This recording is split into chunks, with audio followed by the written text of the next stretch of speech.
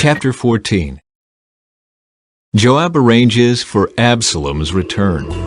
Joab realized how much the king longed to see Absalom, so he sent for a woman from Tekoa who had a reputation for great wisdom. He said to her, "Pretend you are in mourning, wear mourning clothes, and don't put on lotions. Act like a woman who has been mourning for the dead for a long time. Then go to the king and tell him the story I am about to tell you."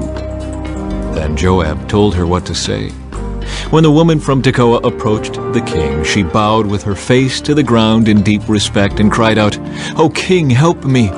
"What's the trouble?" the king asked. "Alas, I am a widow," she replied. "My husband is dead.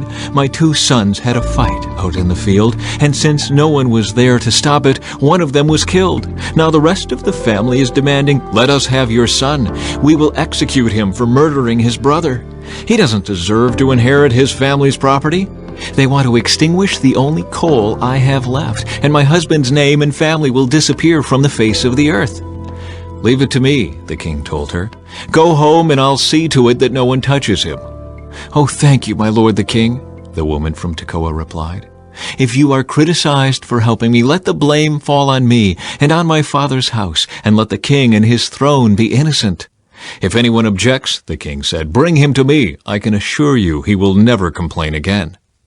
Then she said, "Please swear to me by the Lord your God that you won't let anyone take vengeance against my son.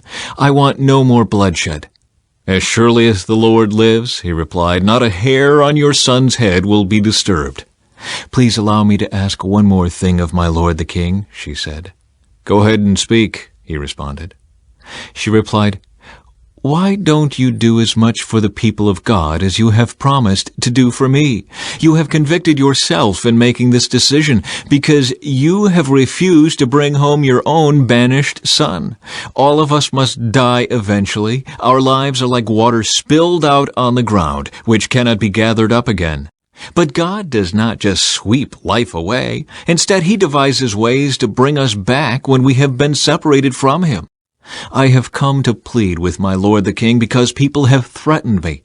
I said to myself, perhaps the king will listen to me and rescue us from those who would cut us off from the inheritance God has given us. Yes, my lord the king will give us peace of mind again. I know that you are like an angel of God in discerning good from evil. May the Lord your God be with you." "I must know one thing," the king replied, "and tell me the truth." "Yes, my lord the king," she responded. "Did Joab put you up to this?" And the woman replied, "My lord the king, how can I deny it? Nobody can hide anything from you. Yes, Joab sent me and told me what to say. He did it to place the matter before you in a different light. But you are as wise as an angel of God, and you understand everything that happens among us." So the king sent for Joab and told him, "All right, go and bring back the young man Absalom."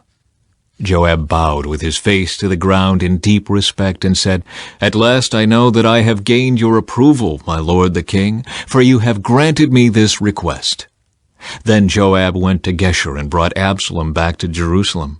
But the king gave this order, "Absalom may go to his own house, but he must never come into my presence." So Absalom did not see the king. Absalom reconciled to David. Now Absalom was praised as the most handsome man in all Israel. He was flawless from head to foot.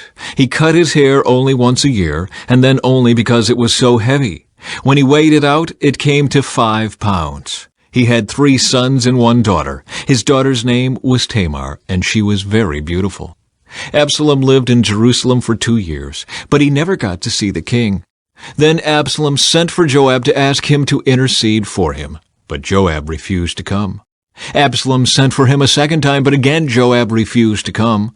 So Absalom said to his servants, "Go and set fire to Joab's barley field, the field next to mine." So they set his field on fire, as Absalom had commanded.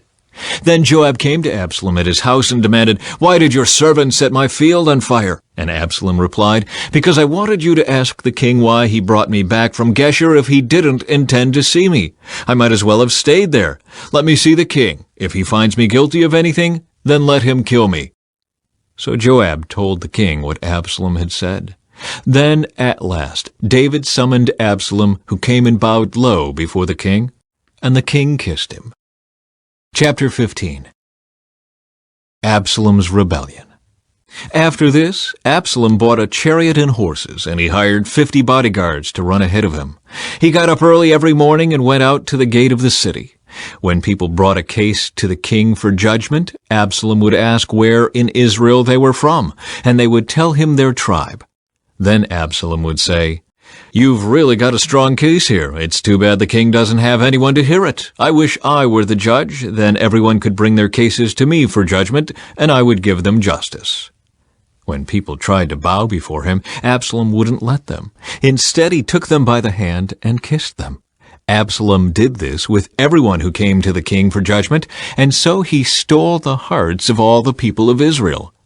After 4 years, Absalom said to the king, "Let me go to Hebron to offer a sacrifice to the Lord and fulfill a vow I made to him. For while your servant was at Geshur and Aram, I promised to sacrifice to the Lord in Hebron if he would bring me back to Jerusalem." "All right," the king told him, "go and fulfill your vow." So Absalom went to Hebron. But while he was there, he sent secret messengers to all the tribes of Israel to stir up a rebellion against the king. "As soon as you hear the ram's horn," his message read, "you are to say, 'Absalom has been crowned king in Hebron.'" He took 200 men from Jerusalem with him as guests, but they knew nothing of his intentions. While Absalom was offering the sacrifices, he sent for Ahithophel, one of David's counselors, who lived in Gilo. Soon many others also joined Absalom, and the conspiracy gained momentum. David escapes from Jerusalem. A messenger soon arrived in Jerusalem to tell David, "All Israel has joined Absalom in a conspiracy against you. Then we must flee at once, or it will be too late." David urged his men, "Hurry! If we get out of the city before Absalom arrives, both we and the city of Jerusalem will be spared from disaster." "We're with you," his advisers replied. "Do what you think is best." So the king and all his household set out at once. He left no one behind except 10 of his concubines to look after the palace. The king and all his people set out on foot, pausing at the last house to let all the king's men move past to lead the way. There were 600 men from Gath who had come with David, along with the king's bodyguard. Then the king turned and said to Ittai, a leader of the men from Gath, "Why are you coming with us? Go on back to King Absalom, for you are a guest in Israel, a foreigner in exile.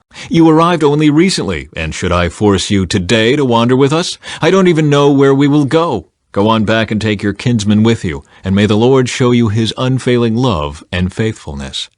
But Ittai said to the king, "I vow by the Lord and by your own life that I will go wherever my lord the king goes, no matter what happens, whether it means life or death." David replied, "All right, come with us." So Ittai and all his men and their families went along. Everyone cried loudly as the king and his followers passed by. They crossed the Kidron Valley and then went out toward the wilderness. Zadok and all the Levites also came along, carrying the Ark of the Covenant of God. They set down the Ark of God, and Abiathar offered sacrifices until everyone had passed out of the city. Then the king instructed Zadok to take the Ark of God back into the city. "If the Lord sees fit," David said, "he will bring me back to see the Ark and the tabernacle again. But if he is through with me, then let him do what seems best to him." The king also told Zadok the priest, "Look, here is my plan. You and Abiathar should return quietly to the city with your son Ahimaaz and Abiathar's son Jonathan. I will stop at the shallows of the Jordan River and wait there for a report from you." So Zadok and Abiathar took the Ark of God back to the city and stayed there. David walked up the road to the Mount of Olives, weeping as he went. His head was covered and his feet were bare as a sign of mourning. And the people who were with him covered their heads and wept as they climbed the hill. When someone told David that his adviser Ahithophel was now backing Absalom, David prayed, "O Lord, let Ahithophel give Absalom foolish advice." When David reached the summit of the Mount of Olives where people worshipped God, Hushai the Archite was waiting there for him. Hushai had torn his clothing and put dirt on his head as a sign of mourning. But David told him, "If you go with me, you will only be a burden. Return to Jerusalem and tell Absalom, I will now be your adviser, O king, just as I was your father's adviser in the past. Then you can frustrate and counter Ahithophel's advice." Zadok and Abiathar the priests will be there. Tell them about the plans being made in the king's palace, and they will send their sons Ahimaaz and Jonathan to tell me what is going on." So David's friend Hushai returned to Jerusalem, getting there just as Absalom arrived.